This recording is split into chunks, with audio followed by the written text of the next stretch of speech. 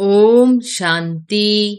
17 जनवरी 2024 के ईश्वरीय महावाक्य।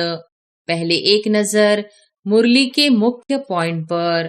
बाबा ने कहा, यह है संगम, जबकि मुक्ति और जीवन मुक्ति मिलती है। तुम बच्चे जीवन मुक्ति में जाएंगे तो बाकी सब मुक्ति में जाएंगे। सद्गति दाता, लिबरेटर, गाइड उनको ही कहा जाता है। आर्य कोई धर्म नहीं था, सुधरे हुए यह देवताएं थे। फिर 84 जन्म के बाद अनसुधरे बनते हैं। जो ऊंचे ते ऊंच पूज्य थे वही पुजारी बन पड़े।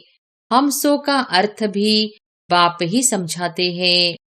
हम सो पूज्य थे फिर पुजारी बने, अर्थात हम सो देवता फिर सो क्षत्रिय बनते हैं। सीढ़ी तो जरूर उतरेंगे ना, यह भी हिसाब है। 84 जन्म कौन लेते हैं।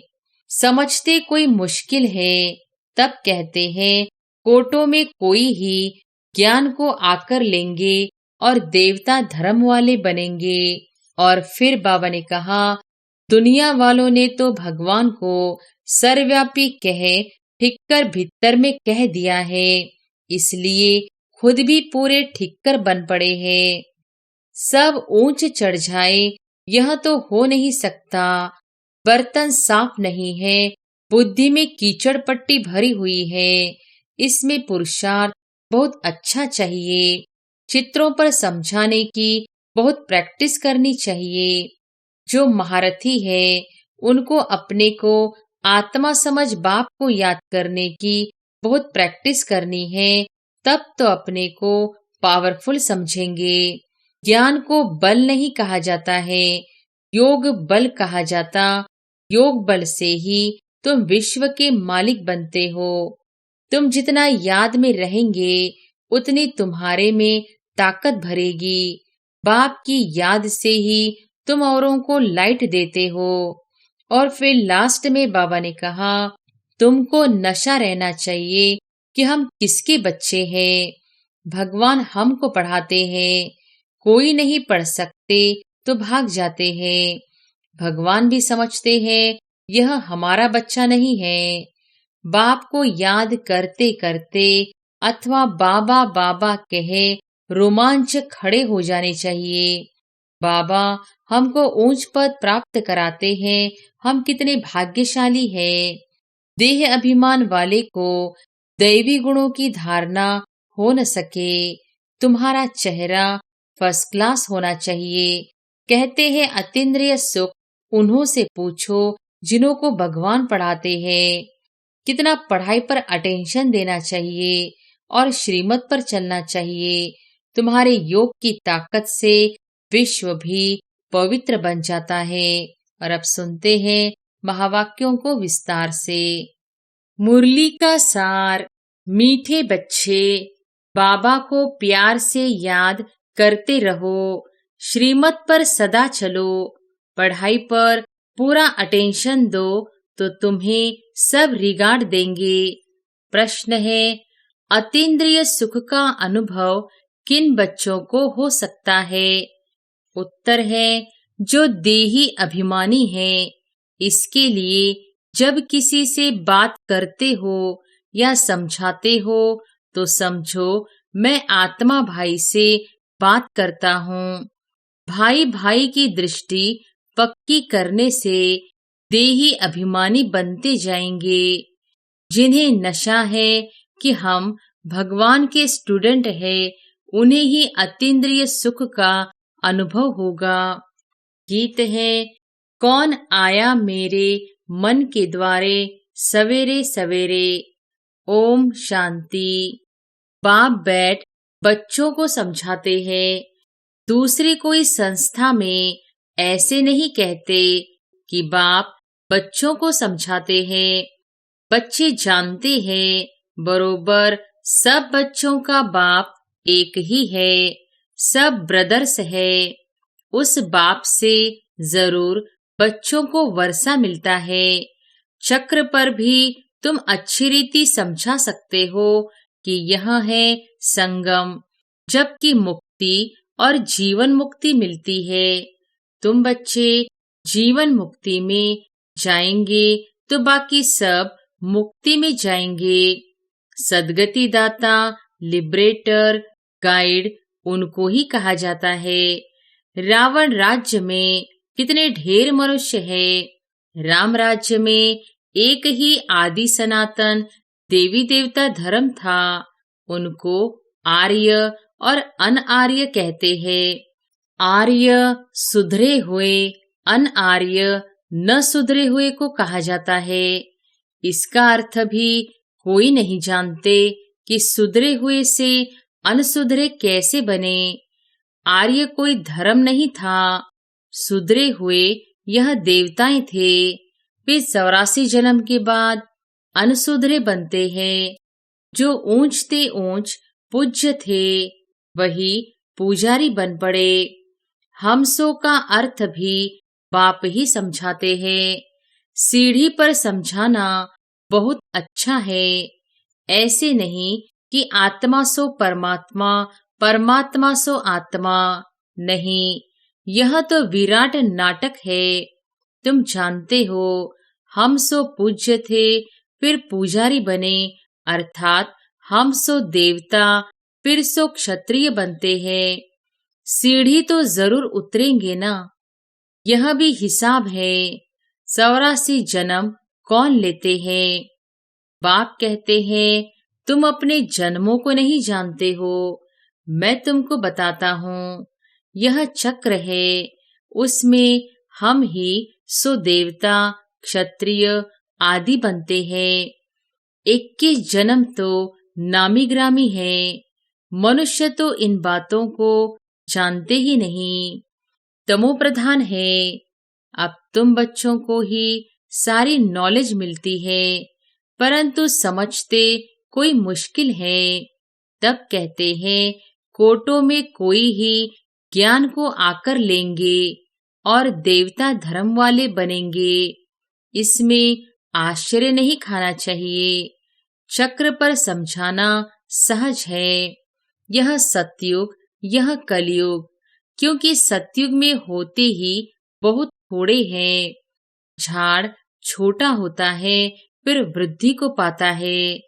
इस झाड़ का किसको पता नहीं है। और ब्रह्मा की बात भी मुश्किल समझते हैं। बोलो, ब्रह्मा मुख वंशावली ब्राह्मण तो जरूर चाहिए ना। यह एडाप्टेड बच्चे हैं।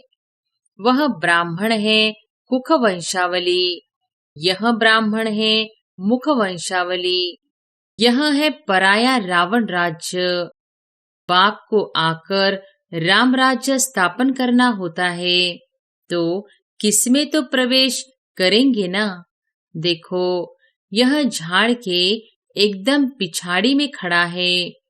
इनकी जर्जरीभूत अवस्था है।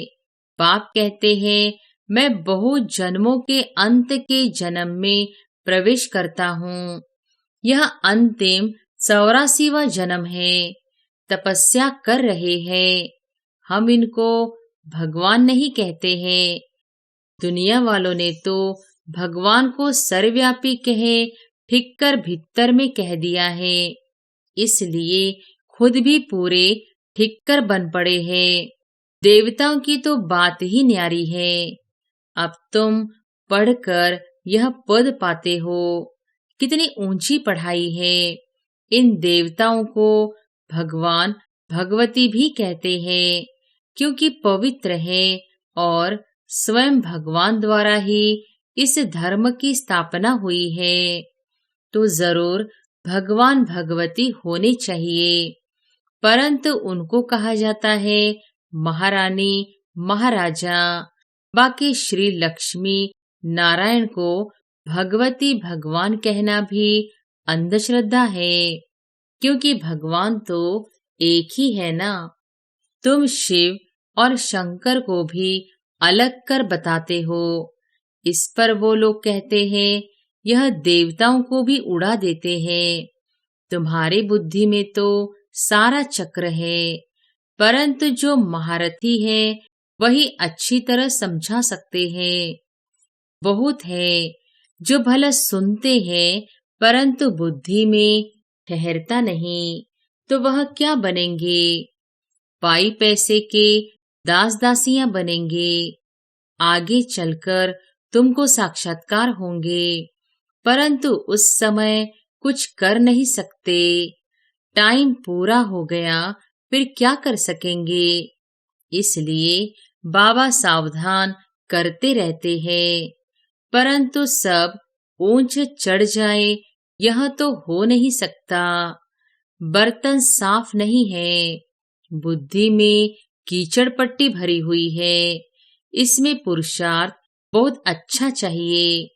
चित्रों पर समझाने की बहुत प्रैक्टिस करनी चाहिए, नहीं तो पिछाड़ी में पछताना पड़ेगा। यह आत्मा को पूर्ण भोजन मिल रहा है। यह तो सबको समझाने की बातें हैं, डरने की कोई बात नहीं। बड़े बड़े स्थानों पर प्रदर्शनी, म्यूजियम होने से नाम होता है। बाबा ने कहा था सबसे ओपिनियन लिखाओ, वह भी छपानी चाहिए।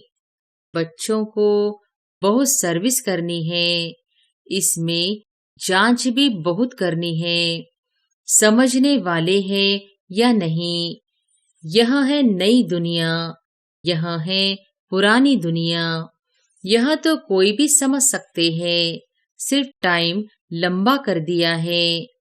इसलिए मनुष्य मूंझ पड़े हैं। पहले पहले बाप का परिचय देना है। जो देही अभिमानी होकर रहते हैं, अतीन्द्रिय सुख उनको ही रह सकता है। सिर्फ भाषण से काम नहीं होगा। जब भाषण करते हो तो भी समझना है कि मैं आत्मा भाई भाई को समझाता हूँ। आत्म अभिमानी बनना, इसमें बड़ी मेहनत चाहिए, परंतु बच्चे घड़ी घड़ी भूल जाते हैं। बाप ही आकर बच्चों को समझाते हैं। गायन भी है, आत्मा परमात्मा अलग रहे बहुकाल। इसका अर्थ भी तुम ही जान सकते हो। जो महारथी है उनको अपने को आत्मा समझ बाप को याद करने की बहुत प्रैक्टिस करनी है, तब तो अपने को पावरफुल समझेंगे। जो अपने को आत्मा ही नहीं समझते वह क्या धारणा करेंगे? याद से ही तुम्हारे में जौहर भरेगा।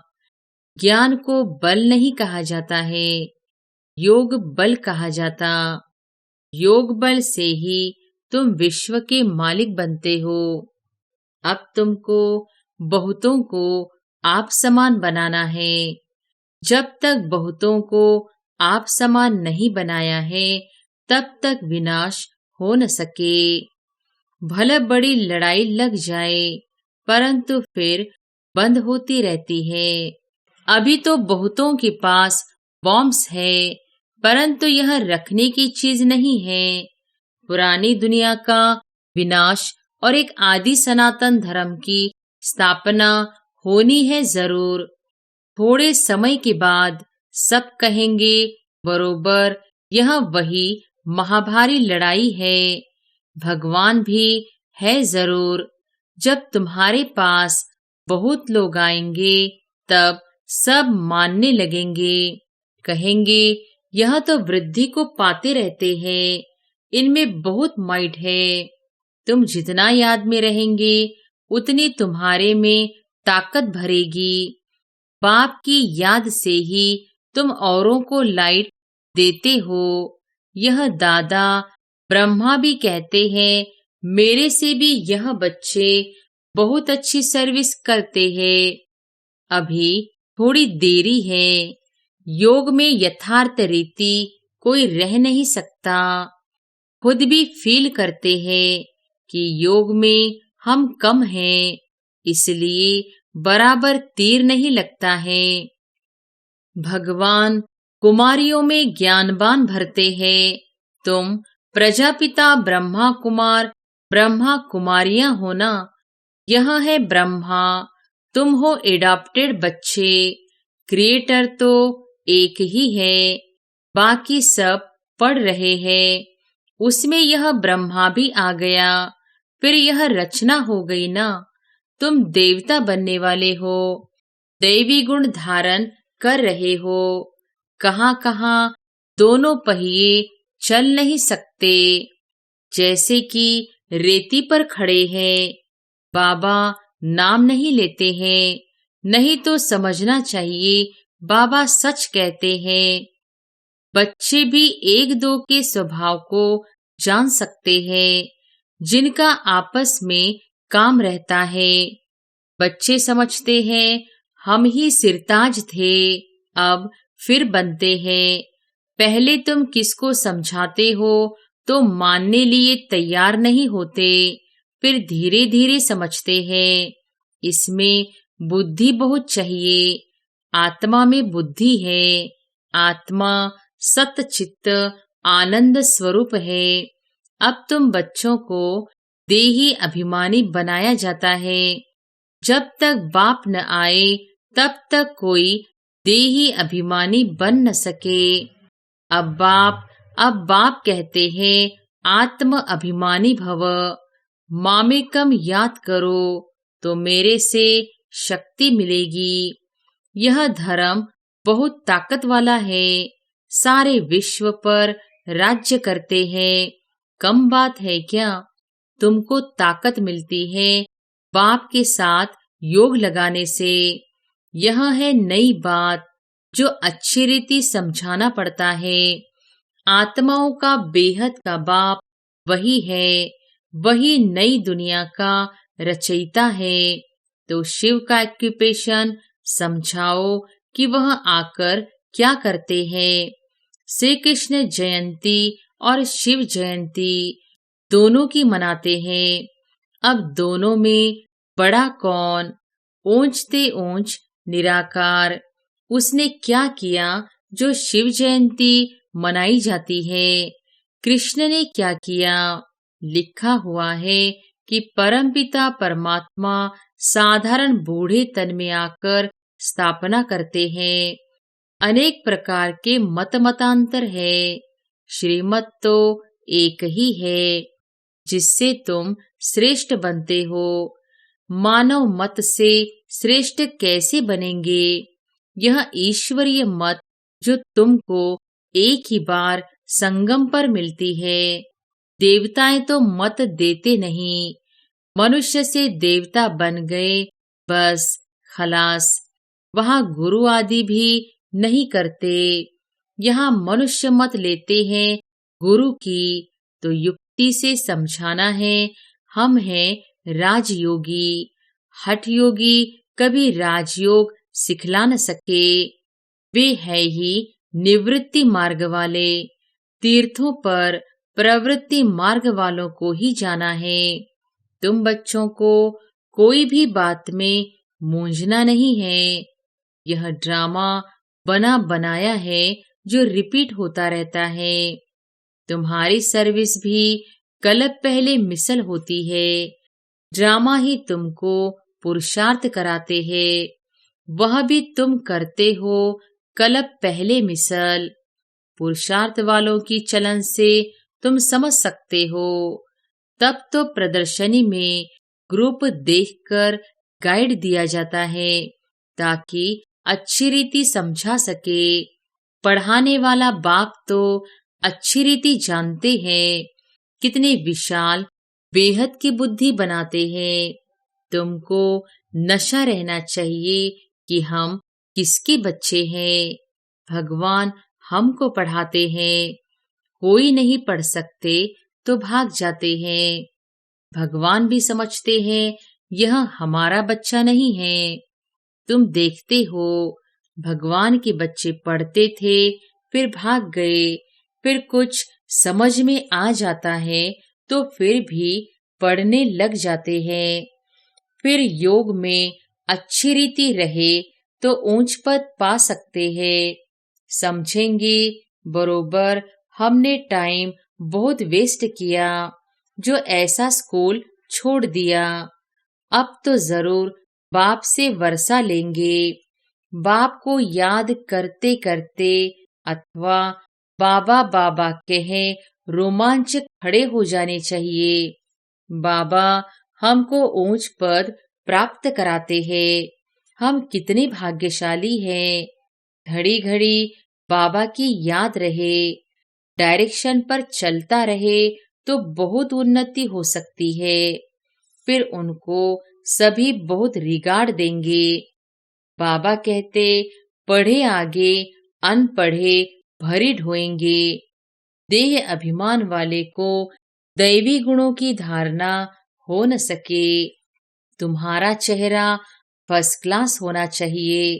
कहते हैं अतीन्द्रिय सुख उन्हों से पूछो जिन्हों को भगवान पढ़ाते हैं। कितना पढ़ाई पर अटेंशन देना चाहिए और श्रीमत पर चलना चाहिए। तुम्हारे योग की ताकत से विश्व भी पवित्र बन जाता है। तुम योग से विश्व को पवित्र बनाते हो। कमाल है। गोवर्धन पहाड़ को अंगुली पर उठाना है। इस छीछी दुनिया को जिन्होंने पवित्र बनाया, यह उनकी निशानी है। अच्छा, मीठे मीठे सिकिलधे बच्चों प्रति माता पिता बाप दादा का याद प्यार और गुड मॉर्निंग। रूहानी बाप की रूहानी बच्चों को नमस्ते।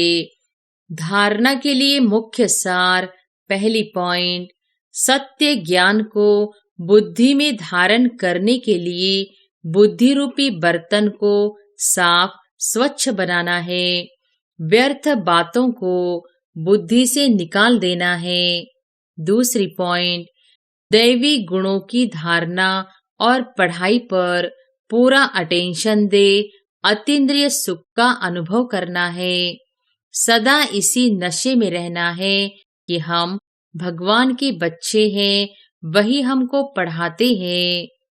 वरदान है, निश्चय के फाउंडेशन द्वारा संपूर्णता तक पहुंचने वाले निश्चय बुद्धि निश्चिंत भव। निश्चय के फाउंडेशन द्वारा संपूर्णता तक पहुंचने वाले निश्चय बुद्धि निश्चिंत भव।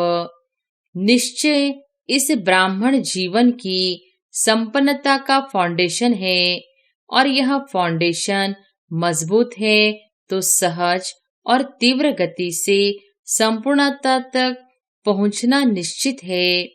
जो यथार्थ निश्चय बुद्धि है वह सदा निश्चिंत रहते हैं।